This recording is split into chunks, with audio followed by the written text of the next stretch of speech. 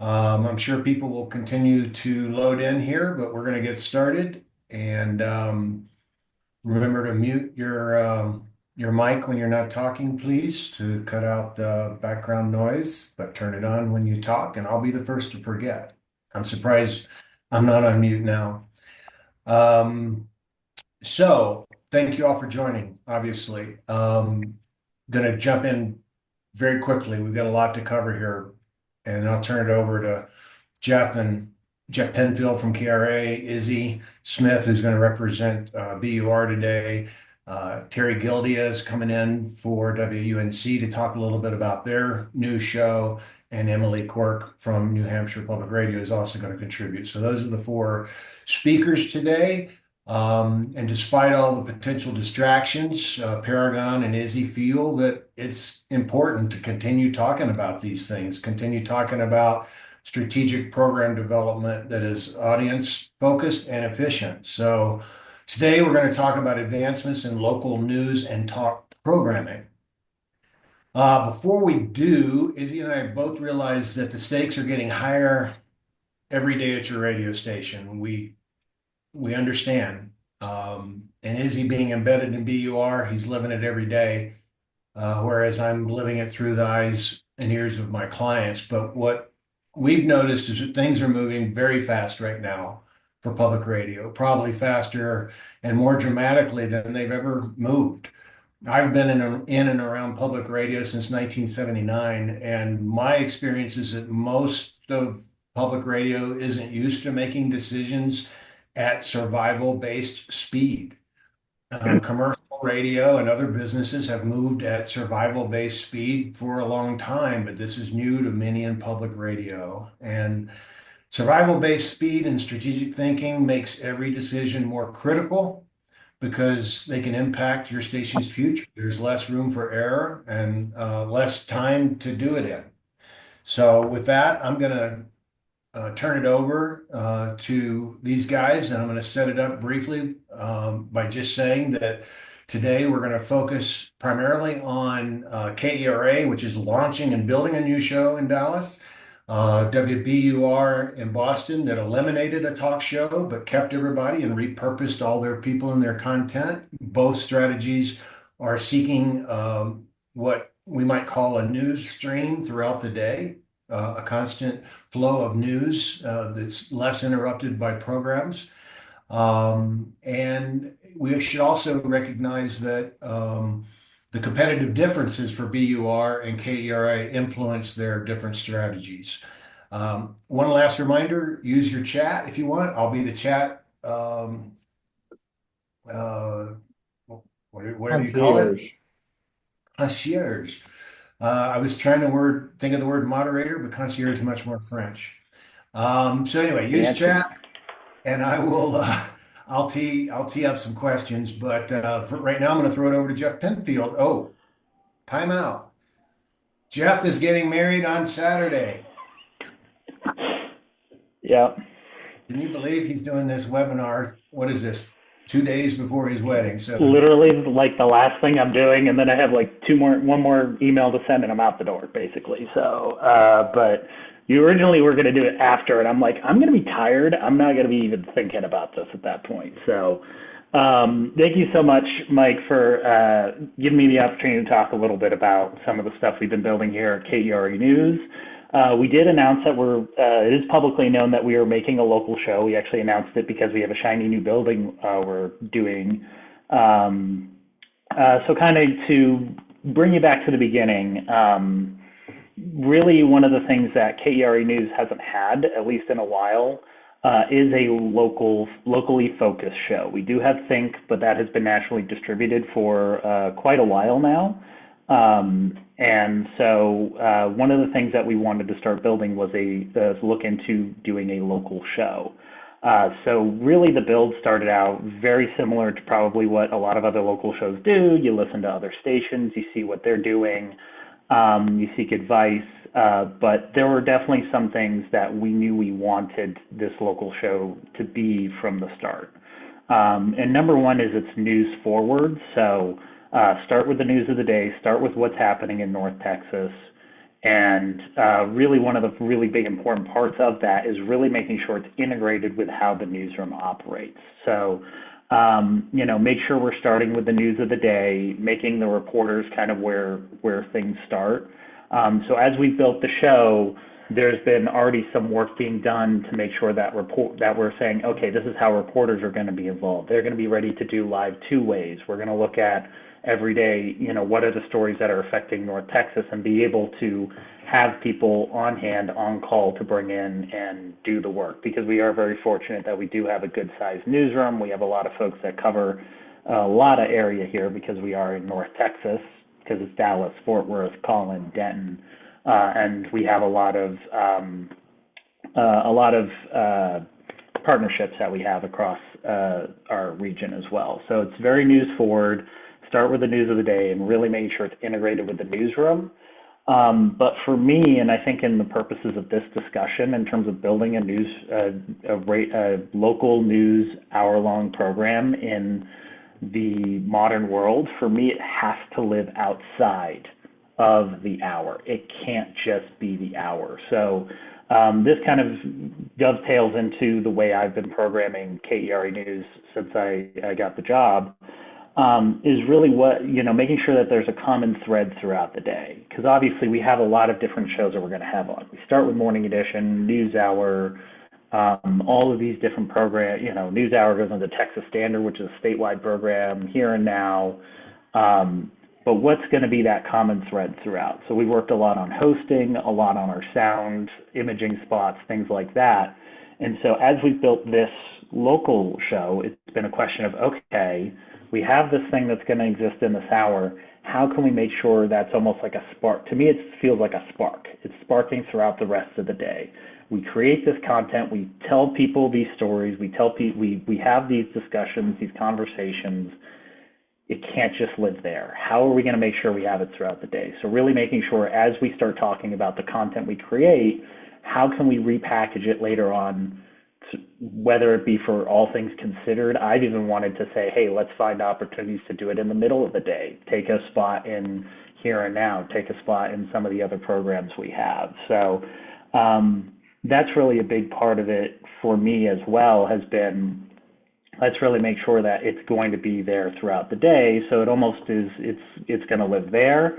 And it's going to live outside of just on the radio. And, we've worked really hard on trying to think about what's our digital strategy around it. And, things are always constantly changing on that side, where we are working on a new website. So there will probably be a little bit of a conversation around that as we build that out and finish that up. But making sure that there's a digital impact on there. How are we going to incorporate social media? How are we going to incorporate all the different things that we do from there? And even feed podcasting.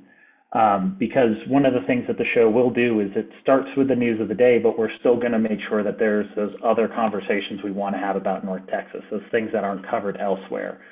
Culture, and I include food, I include arts, I include music, like all of these different things that there are those opportunities to have those repetitive things that you can do each week. Hey, what's going on in the restaurant scene? What's going on in the music scene? What's going on in dance? Or whatever as we continue to have conversations with the community, figure out what are those important things that we need to have those discussions week to week, or even, in some cases, obviously with the news, day to day.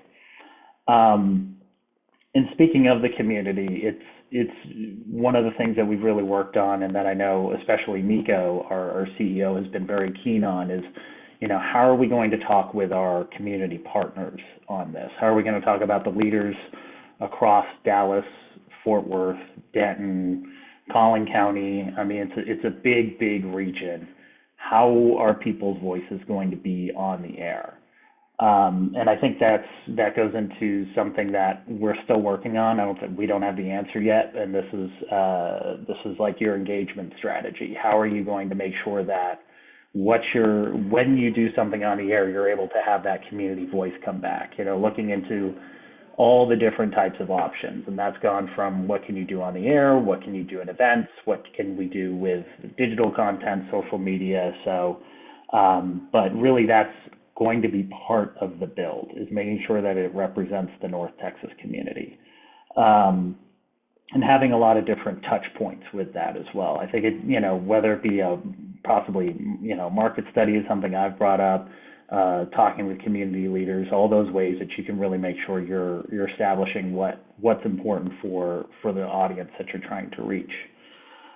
And a small slice of it has also been fundraising and really making sure that we are giving ourselves the best foot forward there.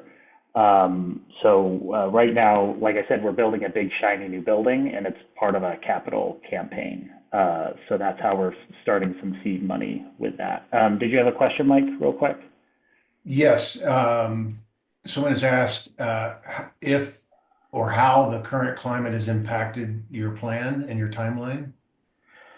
Um, it's impacted the timeline in the sense that our senior team has had to focus on some other things recently. So we were originally really hoping to launch in around Labor Day, and we've had to kick that can down the road a little bit just because we've had to really kind of look at, there's been obviously conversations that are needing to be had with different folks. So we've had to kick the can down the road a little bit on that, but we've still had ongoing discussions, and our newsroom has actually already started working on some of what we want to do on air. So really starting to train reporters now on how to do live two ways, making sure that they can go in with a bulleted list, because it used to be that we had a lot of things scripted out. It's like, hey, we're going to have moments in the future where you're going to need to be on the air and just go and talk about things and just be the expert without a script in front of you. So we are still doing a lot of the ramp up work, at least content wise, but some of the things got pushed back just because when you have all the things happening on the federal level that you need to make sure that you're in compliance with, that's just kind of where we're at the moment Okay. for that. But fundraising wise, we really want to, and this kind of goes off of that question, fundraising is a really important part. How are we funding this program? If we're going to be making this thing, obviously it's asking a lot. We're going to need some resources. How are we going to make sure we have enough resources to do what we want to do? So that's been a big part of it, is like, okay, we have the seed money coming from a capital campaign. That's already happening. We're having a new building, but we're also raising money for content. We're raising money to make sure that we can support the things that we want to do and some of the new ideas that we want to get going.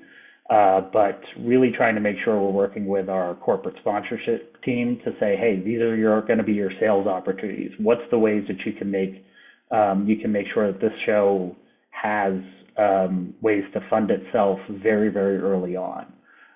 So that's going to be a part as we start talking about clocks, as we start talking about setup, as we even talk about some of the things we do on air. Hey, is there going to be things that our corporate sponsorship team can say, hey, we're going to be doing a business conversation every week. There's got to be a business, there may be a set of sponsors who want to support that. Mike? We have a question from Tom in Miami, who's asking, were any market audience surveys conducted? If so, what were the key takeaways that have become part of the content distribution financial plan? It's been a little while. We did one with Paragon a while back. That was kind of the last big one we did, where we actually went out and said, what are the really, really important topics? And a lot of the ways that our newsroom has been built over the last many years has been based off of that. Government accountabilities are one of our big teams. Health is still a big part of it. Education, transportation. So a lot of the ways that we've been, and obviously local news is something that people clearly have asked for, whether it be with that study 5 years ago or the run study that PMCC has the executive summary out for now. Definitely looking at local is something that people want more of. So that's part of the reason why we do have reporters and partnerships, really making sure we cover all of this broad area we have. And I see Go ahead, Jeff. I'm sorry. No, you go ahead. Let's do one more question and then we'll throw it over to Izzy. And if you have stuff left, then we'll come back Yeah. to it. Then we'll get to Terry and Emily. I can't tell from whom, but an iPhone person says, Do you use Grove or do you use Grove as your CMS and how will you integrate digital? We do use Grove at the moment. We will not be using Grove moving forward. So it's something we're moving away from, or we're working around to try to figure that out. But yeah, that's going to change. That's Awesome. pretty easy. So I'll throw it over to Izzy now that that pretty much covers what we've been working on.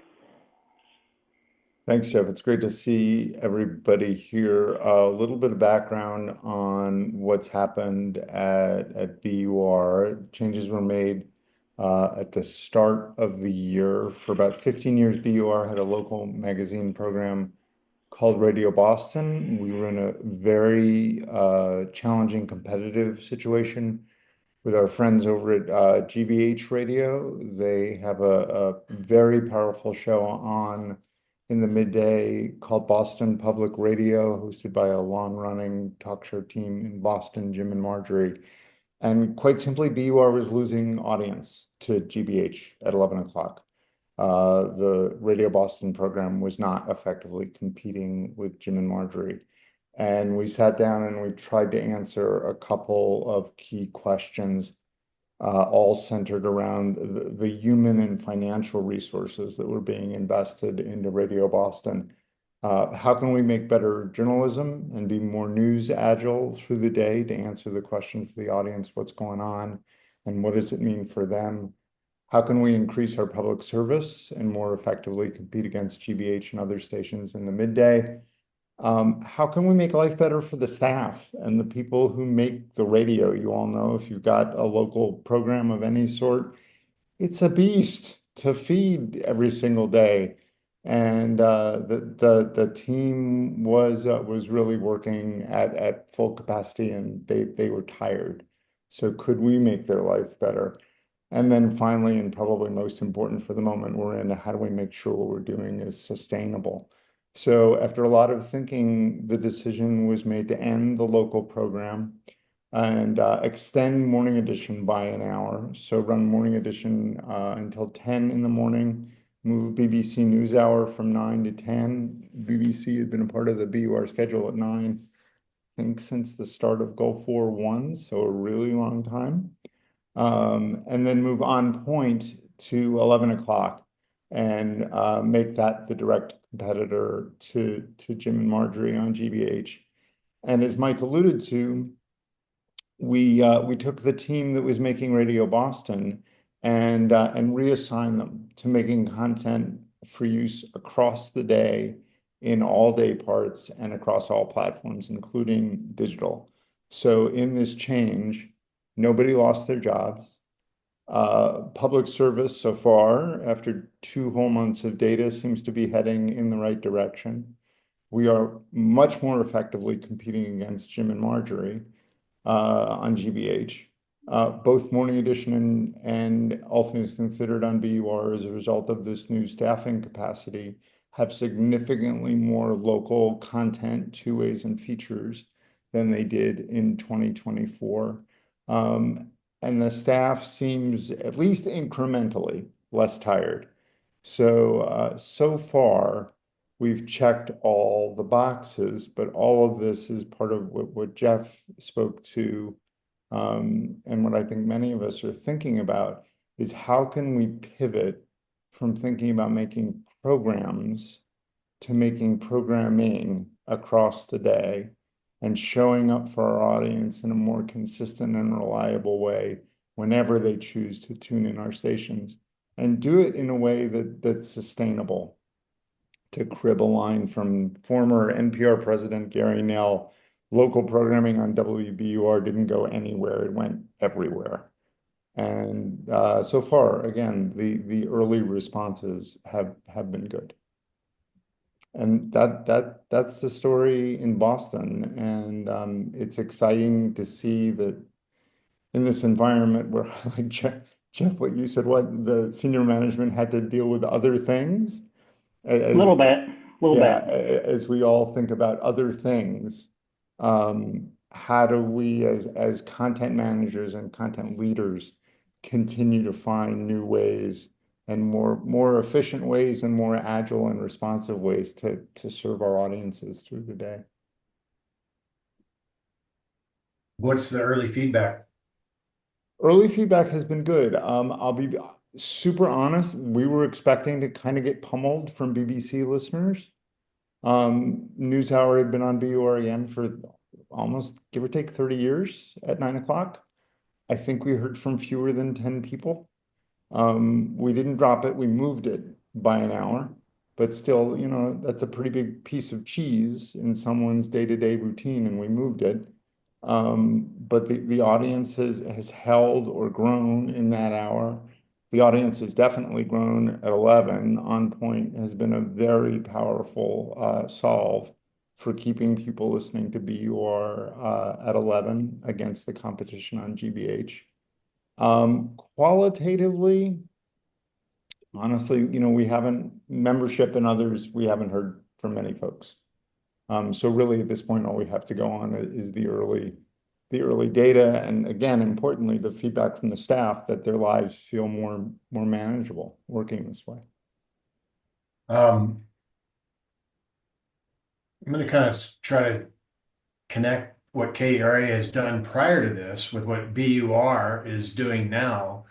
Over the last couple of years, Jeff has rearranged his schedule to provide more programming with less programs. And I think one way he's done that is added more here and now hours, which allowed him to do that. But that kind of dovetails with uh, what Jim Schachter is asking. And he's saying that Izzy's question is a central consideration if CPB funding goes away and NPR program offerings are diminished. What does a day on the radio consist of? I think, Jim, that's a hypothetical question, but I'd love you to chime in. Yes, it is a hypothetical question, although I think it's something that we all have to consider. I'm sure our program director, Emily, who's on this call, thinks about it in the wee hours. I mean, and I don't want to get away from the topic of the session, but you know, uh, I there's going to ultimately be a renegotiation of station arrangements with NPR if we have this giant chunk of money taken out of the system.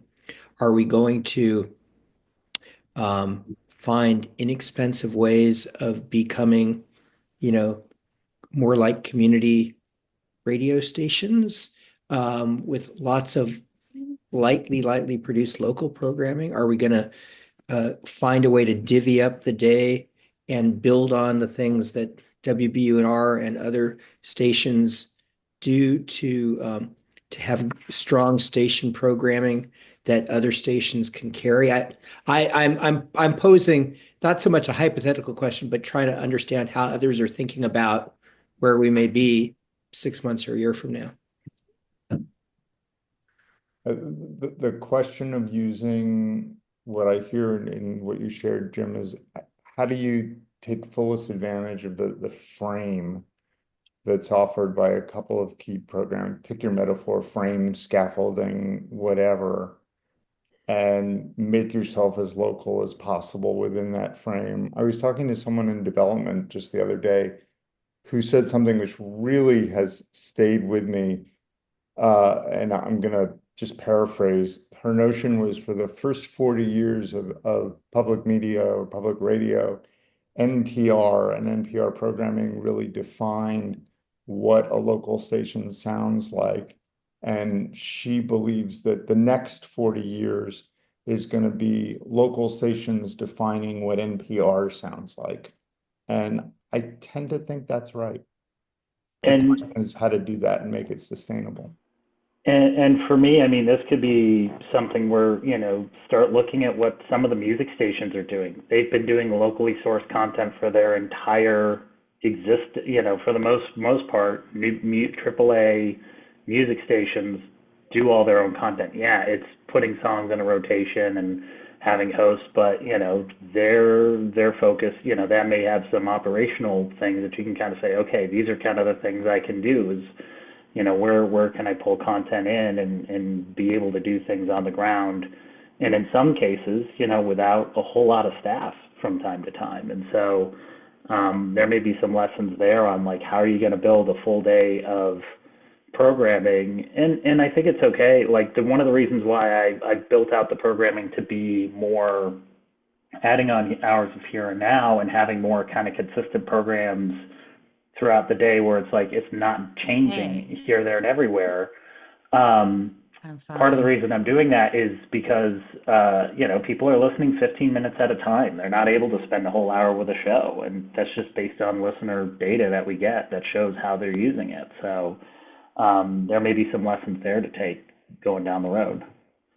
Well, and that may have some overlapping conversation with the new 3-minute AQH rule too, and the shrinking of the window of teasing and the shrinking of the window of pushing content further up. We used to talk about next hour and then in the next half hour. And I know, Jeff, you focus on a 15-minute teaser window. And in our last call, we talked about should we shrink that? So there's a lot of stuff going on here. I think Jim's point, which Izzy and Jeff has addressed, is the big existential unanswered question of our industry. And it's going to be very interesting to see how this plays out. But I'm a glass half full guy, and I strongly believe that anything that pushes public radio stations closer into the community is a good thing.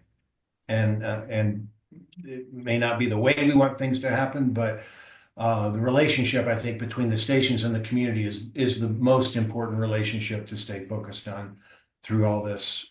We have some questions here. Has BUR increased its story count on demand audio online since ending the local radio program? It's a great question. That's from Tom It's Hudson. a really good question, Tom. I know the answer kind of to the first part of that question, which is, has the story count gone up? And the answer is an emphatic yes. As a result of reassigning this team from making a show to making content, the number of features in two ways that are made every day and appear throughout the day has absolutely increased in the past 60 days. How much of that has migrated to on-demand availability? I'll be honest, I don't know the answer to that question. All right. For Jeff, this is from Jackie Gales Webb. Does the new KERA show have new talent, or are they using existing talent? If they are using new talent, what are they looking for? What is their target audience?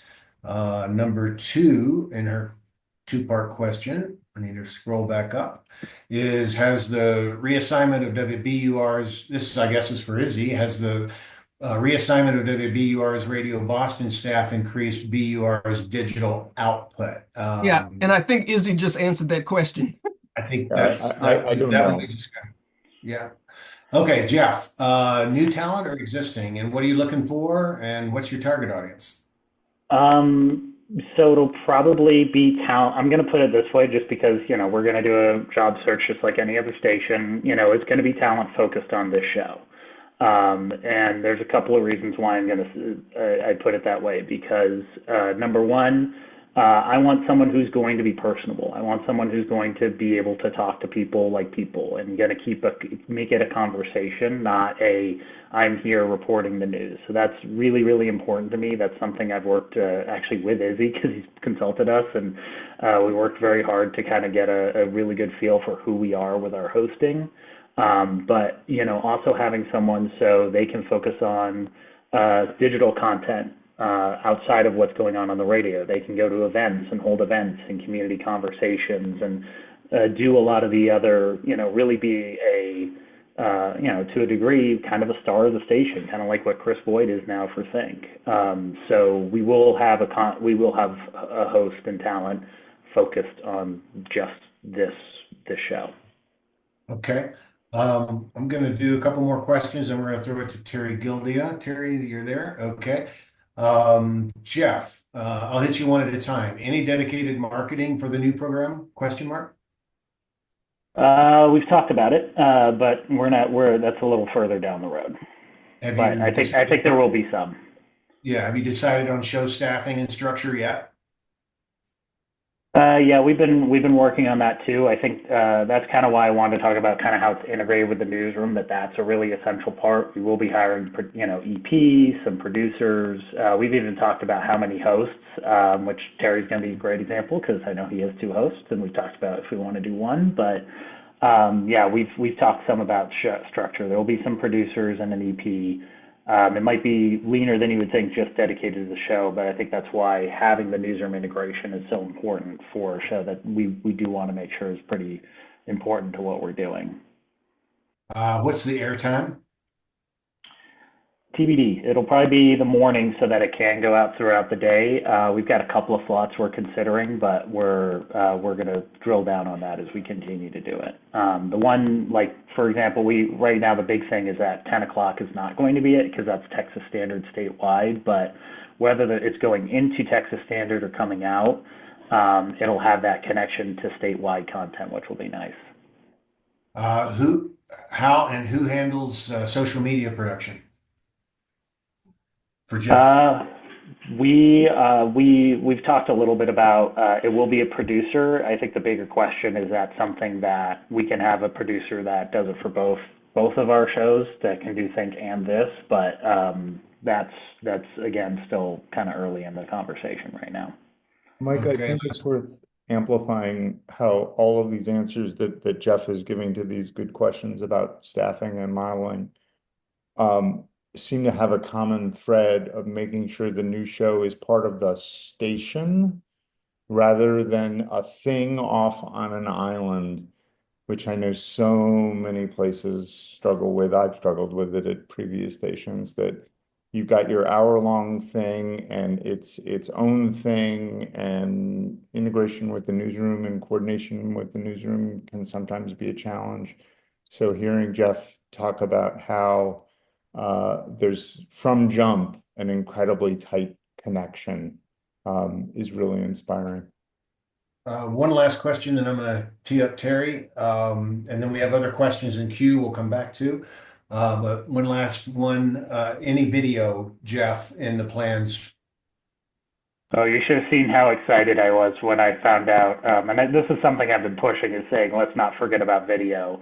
Our talk studio, we moved to temporary spaces, and our talk studio we thought was going to be a certain size, and then we found out we could make it bigger. And I was like, man, that means we can do video much easier in there now. So it's certainly something that I'm pushing for, and and I think that'll probably be part of our conversation as we head into the big shiny new building.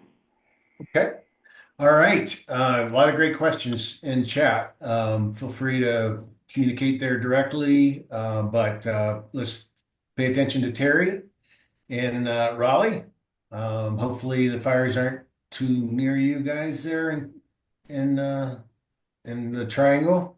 They're not. No, we're doing okay. Thanks, Mike. Great to see everybody. And excited to talk about what we've done with our show over the last coming up on 18 months here. So I'm Terry Gildan, Program Director at WUNC. I've been here coming up 4 years in April, and I was brought in just after our show, The State of Things, sunsetted after more than 15 years with the same host, Frank Statio. It was a local show that focused on news and culture, that was live, that aired at noon on WUNC. Frank did a lot of things, had bands in the studio on Fridays, all kinds of stuff. It was a much beloved show, and it was a real shock as we were kind of hitting the darker days of the pandemic when Frank retired, and Connie Walker, our GM at the time, had decided to sunset the show.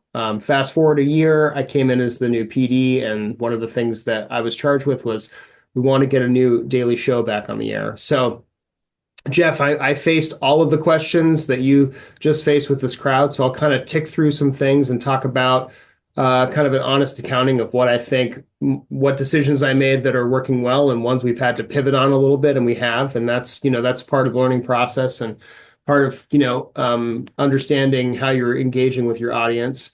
I had some ambitious plans, and for the most part, I think they've worked out pretty well. I wanted to go with a co-hosting model for a number of different reasons. I wanted to bring a little bit more diversity into the host chair, and diversity of topics, diversity of people. I ended up deciding to promote talent from within. We have an amazing staff here, and we had two people that really, I believe, were ready for this in their career, and also that our audience knew very well and was very connected with. We have an extremely loyal and tapped in audience, and I thought that it would be a stronger launch for the show if we brought in people that our audience already knew rather than bring a new host or co-hosts in from a different market as transplants. There's no, right or wrong formula with all these things. I just decided to sort of, make a bet, and I felt like I made the right one. We promoted two reporters who did a lot of two-way interviews and a lot of events with our audience. Leonida Inge, who was our race and Southern culture reporter, who has been with the station for more than 20 plus years. And then Jeff Tabiri, who is our legislative reporter for more than 13 years, and was the host of our politics podcast. So I promoted both of them into the host seat. I looked outside of the organization for our executive producer, and we really lucked out there. Aaron Keever came to us from WFAE in Charlotte after working on Charlotte Talks as a senior producer for, I believe, about 15 years. Aaron's on the call here, and honestly, one of the best hires I've made in my professional career. She's just a rock star, and super excited to work with her. She works really hard every day. I thought if she could put on, a live talk show at 9 o'clock and work with the same host for 15 years, she's seen it all and done it all, and she really brought that battle armor into Due South, and she's fantastic. We decided to hire 3 producers. I was told, hey, maybe we could do 2. And I said, no, we need 3. So we got 3 people. Coincidentally, we didn't plan for it to turn out this way, but all of them in some way, shape, or form had been WUNC alum. Rachel McCarthy worked on the studio with Dick Gordon back in the day, and she came back to us after a stint at Capitol Broadcasting in Raleigh. Stacia had been with us. She was on the State of Things, and she came back to us. And then Cole Del Charco had been an intern with us, and then was our morning producer and came back with us. So we have people who wanted to come back to work at WUNC, which is great. Stacia Brown, and then so we had that group, and then we found an exceptional technical director who had worked with us on a bunch of different contracts and projects, and we were able to pull him into the fold. His name's Denarius Thomas, and he's been a great team leader as well. So we launched October 30th of 2023. On the scheduling side, I had some ambitious plans. What I wanted to do was create a little bit of employment listening, and I wanted to differentiate ourselves from the State of Things as much as I could out of the gate. So, which is a little hard to do because we all know public radio listeners love comfortable appointment listening. Change is a difficult thing, but I think with the opportunity of a new show, we have an opportunity to institute some change and see how things work. So I proposed to our GM, hey, what about the 9 o'clock slot or the 10 o'clock slot? So the 9 o'clock slot, we had BBC NewsHour. Again, Izzy, like you, we've had BBC NewsHour in there for an enormous amount of time, decades. And then we ran 1A at 10 and 11.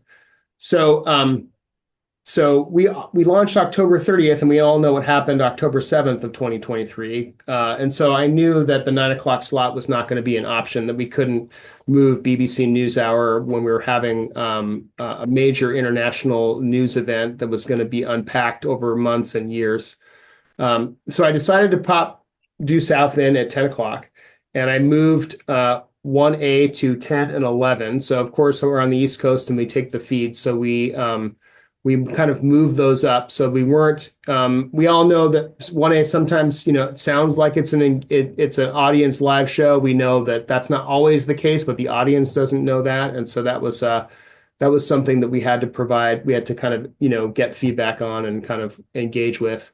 And then we had brought On Point on earlier, and we had that on at noon. I moved it to 1, and I took an hour of Here and Now out of our schedule, knowing that if we could drop out of Here and Now, if we were in a breaking news situation with NPR, and we could go to the network during On Point. On Point, such a fantastic program, still really strong in our schedule for us. So we launched October 30th. We are a 3-segment show. We are live to tape.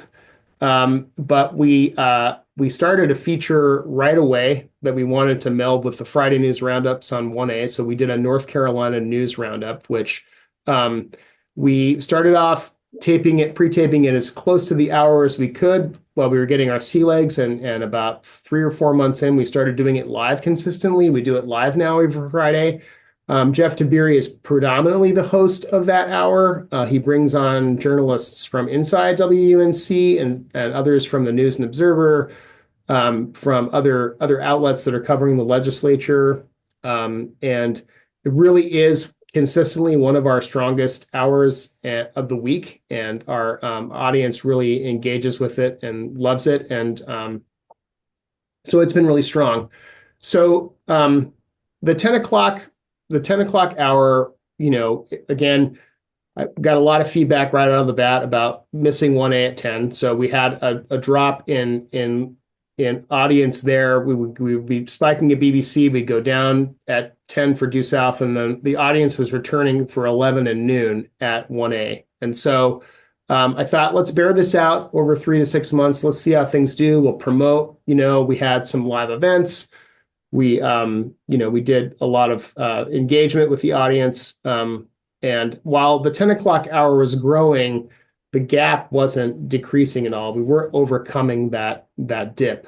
And so we bared that data out for more than a year. We got together in September as a group to do a retreat and reflect on some stuff. John Barth did some content analysis for us. He was able to kind of look at, our sort of our news and issues related segments versus our cultural segments. We did it was cheap and dirty, but we did a kind of a survey monkey survey. It wasn't a deep focus group, but we just wanted to get people to weigh in off the top of their head. And we had 3 questions on it. I think was what do you like most about Due South? What do you like least about Due South? And would you recommend Due South to a friend? And in less than 24 hours, we got 600 plus responses, which I think is pretty good, So people felt passionate about it. Lots of really strong anecdotal praise for the show. People were engaging with it. People felt at home at it. The one thing that resonated with people the most is that, either, basically love the show, but I wish it was at noon. Love the show, but I wish it was at noon. And so, sometimes as PDs, we have ambitious ideas, but we have to follow the data, and we have to decide to make a decision about how well we're engaging the audience and pivot with that data. So on January 27th, we moved the show to noon, and we'll see how that bears out. We had an event with Jen White. And 1A came to our studio, and of course we made the program change around so we could have 1A broadcast live. And so when Jen came to do 1A in our studios on Monday, January 27th, that's when we moved Due South to noon. And so we were all at a breakfast. Jen is just an amazing host and an amazing person to have at your station if you haven't had her. But our Paul Hunton, our GM, announced the program change for Due South, and there was a round of applause. So I will say that was probably the right decision to make. Mike, I'll get to your question in just a second, but yeah, I think moving forward real quickly, I think the weakest part of us right now is that we've got a team that's at capacity with getting the show on the air every week, and we're not doing as much on digital as we can. We hired a fantastic director of digital content last year. Her name's Wilson Sayre. She's an alum of WLRN. She's a fantastic human being and super intelligent. She's working with us on a digital strategy right now. And so Due South is going to play a part in that. We're hoping we can work in conjunction with folks in her department to be really overhauling the digital strategy for the show and reaching that audience. The podcast is just a regurgitation of the show, but we just recently got some underwriting for our podcast along with a podcast that we do out of our digital side called The Broadside. So we're actually on paper bringing some revenue in. So there we go. Mike, you steamroller. Yeah, I'm trying to remember when we did that market study for you guys a couple of years ago, did we test the concept of a talk show? somebody had asked earlier about was this researched in advance, and I'm wondering if that applies to you. I can't recall if I you feel like were. we did. I mean, you and I I and think Izzy spent so much time together, talked about so many things. But I think we delved into that a little bit. I think we were, yeah. Yeah, so I think just for edification on a previous question to Jeff, I'm pretty sure my memory is the same as Terry's, that there was a healthy series in that, and that preceded everything he just talked about. So, there's a long process here with shows, and programming for that matter. So let me turn it over to Izzy, who's going to talk to Emily. Thanks, Mike. It's been fantastic conversation. So many different ways to think about this. And I love that through all of it is the audience. No matter who we've heard from today, we're all thinking about the audience first and foremost and what they need. We heard from Jim Schachter a little bit ago, the CEO at New Hampshire Public Radio. He mentioned it, his program director, Emily Quirk, is with us. Emily has been thinking a lot about navigating New Hampshire Public Radio's service to audience since New Hampshire Public Radio made the decision to end production of a daily local talk show and has found different ways to continue being present on the radio. And I'm sure she can tell us stories about off air too, as a community conversation convener. And we thought it would be interesting just to hear from Emily briefly about what New Hampshire Public Radio is up to. Emily, you there? Yeah, I'm here. Thank you, Izzy. Hello. How are you? How are you all? Yeah, we ended our daily talk. It'll be it'll be 4 years this summer. It had been on our air for 25 years. Same host, and the host was very much a part of the content, right? Like people knew and loved her and showed up for her and stayed for the conversation. Um, I'm not sure what I have to say is really in favor of what can be done as opposed to having a daily talk, but I'll tell you what we have done. We took some of the folks that were on our daily talk and reassigned them to podcasts, which have done incredibly well, which is fantastic. We also, there was some money left over, so we were able to hire additional producers for Morning Edition and All Things Considered to better build out more two-ways, more features, which has been fantastic. It really has. We also trained these producers to be backup hosts for Morning Edition and All Things Considered so that I didn't have to do it, which is great. We've also experimented, and we've been doing this for a couple of years now with a segment called The Big Question. And essentially, we start out each month with a question. We read this liner a million times a month, centralized around one theme. And at the end of the month, the All Things Considered team produces a beautifully 4-minute montage of listener voices. And they're often lovely. They really are. But I will say that I don't think that in any way, shape, or form replaces the power of the live daily talk.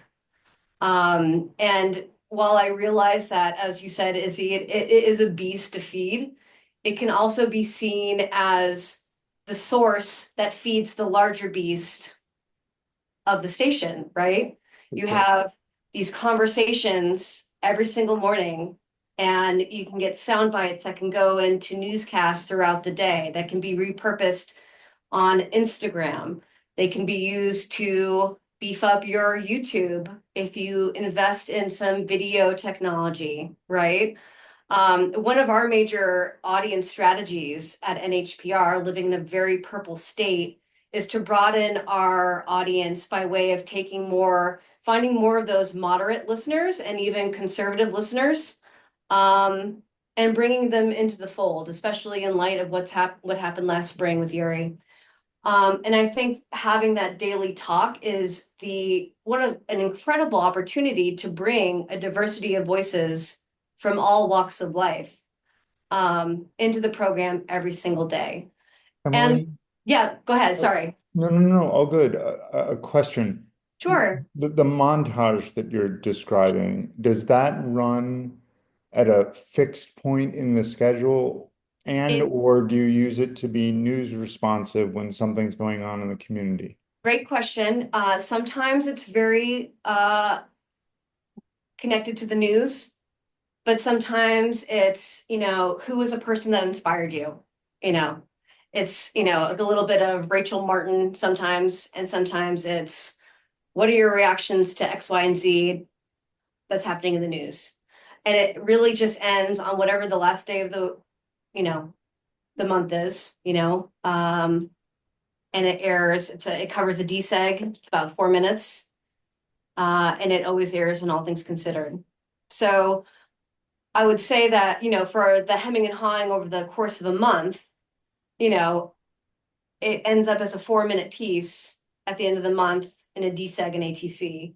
And it is, we have like a web element to it, of course, but for the amount of airtime that we give it, for the amount of times that we ask that question again and again and again and again and share it on social media, it's a 4 minute piece in a DSEG. So Apart from the output, I would imagine there is community value in the notion that you are regularly asking your audience to participate, going back to Mike's point earlier about community.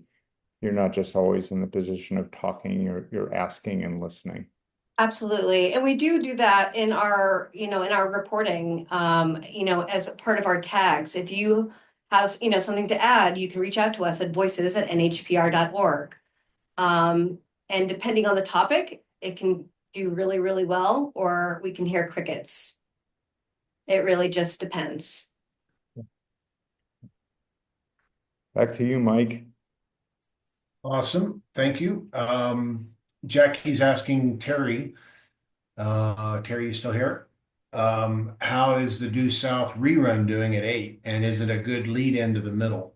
Good question. Good question. We don't actively promote the rebroadcast too much on the air, so I'll have to take a look. Our weeknights have been the audience engagement has been steadily lower on those. We run Fresh Air at 7, Due South at 8, and then I've strip programmed the 9 o'clock hour. Of course, we have the middle on on Thursdays. But I don't have a really satisfying answer for that. It's just that our weekday evenings have those numbers have dropped, and then we haven't seen them coming back up. So Jackie, yeah, I mean, we want to have the rebroadcast on, but I think we're probably getting more engagement digitally than we are on the rebroadcast in the evenings. Thank you, Terry. Any remaining questions for any of our speakers today? Or anyone on the call, for that matter? I really did like the feed the beast idea and how it's like, it is still, we're talking about a local news show, but it's still so talk based. So, that's really, I think that was, the way I didn't put it quite in those terms, but, that really is it, is feed the beast and making sure that, it is in so many different places, reaching audiences where they are, when they're listening, and I think for me, it's just people are going to come when they come sometimes. It's just, hey, you're going to be able to hear more about the story throughout the entire day. Yeah, there's still moments where I'm like, you're going to hear it at this very specific time, but making sure that whenever someone listens, whatever day part they're in, they have a chance that they can hear it. And so that's kind of the way I've envisioned the station. And it's just at the end of the day, that's just it just feels like the modern media world. Feed the beast. That's a great close, but I'm going to get one more question in because Tom is asking Emily, you mentioned you have an email address for audience engagement. Do you have other avenues, text, WhatsApp, social media, DMs, any other form? We are, if we ask a question on Instagram, people can do that. But in terms of like our broadcast communication, we try to like funnel all of that communication at one place, voices@nhpr.org. Okay. Any Otherwise, last, it gets very wily if you have multiple emails. any last questions, comments? I had one question for Jeff, and I apologize because I came a little bit late, but in terms of making this new show, could you tell me how long? You said that it was you were hoping to get it out by Labor Day, but it might be a little bit further past that. How long has it taken your team to craft the idea, say like, okay, this is greenlit, we're going to, is it like a year? Is it like 18 months? It's a, Multiple years at this point. okay. A little bit, these conversations started during the COVID era. Mm, And we did a lot. When I said we researched other shows, like we had we had a big committee that went and listened to a lot of shows. Then we had a next committee that said, okay, let's drill down. What do we want this show to be? Then there was some time. Then we kind of brought it back up because, it's just one of those things where, depending on the size and really we want to make sure we get this right. There's just been a lot of pieces. And I think one of the bigger, there's whether it be the content, which we've been pretty on top of, there's the fundraising aspect, and also we wanted it connected to this capital campaign. So the launch of that has kind of dictated. I think that was where we originally got the Labor Day idea, but now just because of what's been happening sure. in the public media environment and, our senior team's focus needing to be a little bit away from what we're doing on the content level for a minute, it did need to be pushed back. So yeah, it's been some years, but we're still pushing ahead. It's still really important to us. So we want to make sure we get it right. That's great. Izzy, any last comments? Go ahead, Emily, one more. I was just going to say one more thing about as far as like the odd voices at nhpr.org. We have another way that we've been trying to get more engagement with, and that's through our mobile app. People can go onto our mobile app and like press a button and just record their audio directly into the app, and it'll forward it to our voices. So it's a work in Very, progress, but I just wanted to add that. very cool. Yeah, when you have that up and running, maybe slap that on the PMCC Slack for the rest of us to see how that works. Sure, That would be awesome. sure. Izzy, any closing comments? You're muted. We made it to 58, 59 before someone was unmuted. Hey, Yeah, Jeff, have a congratulations. wonderful wedding and congratulations. Yeah, Jeff, let's end on that. Mazel tov, Jeff. Go have a great wedding. Thank you. Thanks, everybody. We'll send out a Thank you. recording. Be good. Bye.